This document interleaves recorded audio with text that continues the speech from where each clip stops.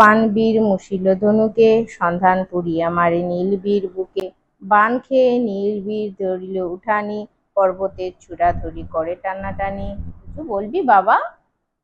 হ্যাঁ মা, তোমার সাথে একটু কথা আছে, কিছু জানার আছে, ইনফরমেশন দিতে হবে। আয় এখানে বস।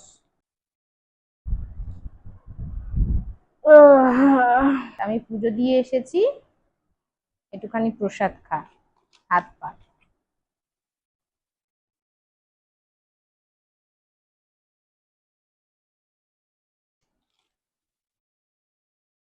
মায়ের ফুল।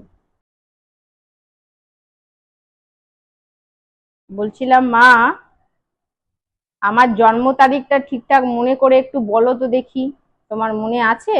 কেন রে, তোর আধার কার্ডে যেটা আছে সেটা। জন্ম তারিখটা লাগবে, আমার ব্যবসাটা ভালো যাচ্ছে না বুঝলে মা।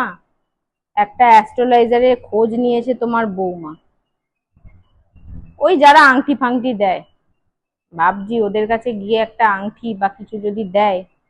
বাজার খুব মন্দা যাচ্ছে, তাই তোমার কাছে জিজ্ঞাসা করা। হ্যাঁ হ্যাঁ, কেন বলতে পারবো না, তোর আসল জন্ম তারিখ আমি আমার মা, আমি তোর আর আমি বলতে পারবো না। তবে শোন, সেই দিন তোর বাবা বাড়িতে ছিল, রবিবারই হবে মনে হয়, না তো আর তোর বাবা বাড়িতে থাকতে যাবে? সকাল থেকে অঝোর নয়নে বৃষ্টি, সারা দিন বৃষ্টি। ওই আষাঢ় শ্রাবণ মাস মনে হয় হবে। দুপুর বেলা খাওয়া দাওয়া করে সবে শুয়েছি।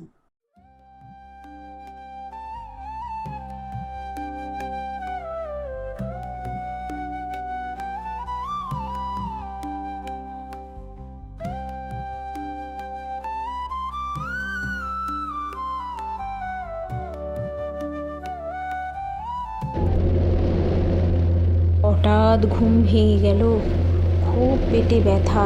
সারা রাত সেই ব্যথা কষ্ট সহ্য করে করে অবশেষে ভোর রাত যখন, তখন তুই হলি বাবা।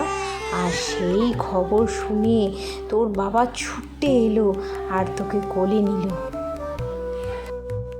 প্রথমবার তোর বাবা তোকে কোলে নিল, নিয়ে মানুষটা কি খুশি, সেই মুখটা দেখে আমার প্রাণ জুড়িয়ে গেল। আজও মনে পড়ে জানিস বাবা, তোর বাবার সেই মুখটা।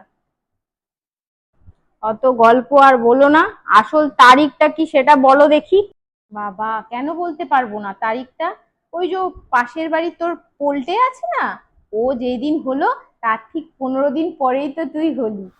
মিনতি, ও মিনতি, ওই অ্যাস্ট্রোলাইজারের ডেটটা তুমি ক্যান্সেল করো, ওরে দেখো কে হাত ফাত দেখে, যত সব। আরে কি হলো বাপু, তোর চলে যাচ্ছিস কেন? উফ, আজকালকার ছেলেদের কি যে হয়, একটুকুতেই রাগ।